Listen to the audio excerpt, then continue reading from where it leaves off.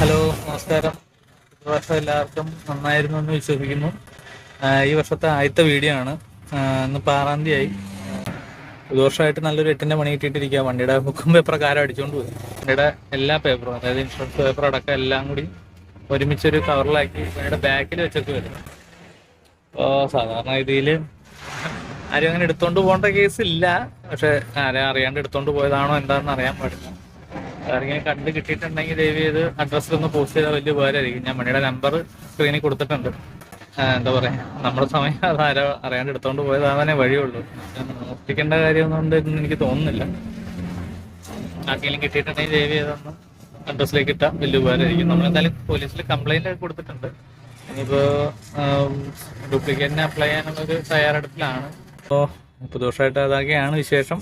നിങ്ങൾക്ക് എല്ലാവർക്കും പുതുവർഷം നല്ലതായിരിക്കട്ടെ എന്ന് ആശംസിക്കുന്നു. പിന്നെ ഇടയ്ക്കിടയ്ക്കൊക്കെ വീഡിയോ ഇടും. നിങ്ങളുടെ എല്ലാം സപ്പോർട്ട് ഇനിയും വേണം. അപ്പോൾ ഓക്കെ, താങ്ക് യു.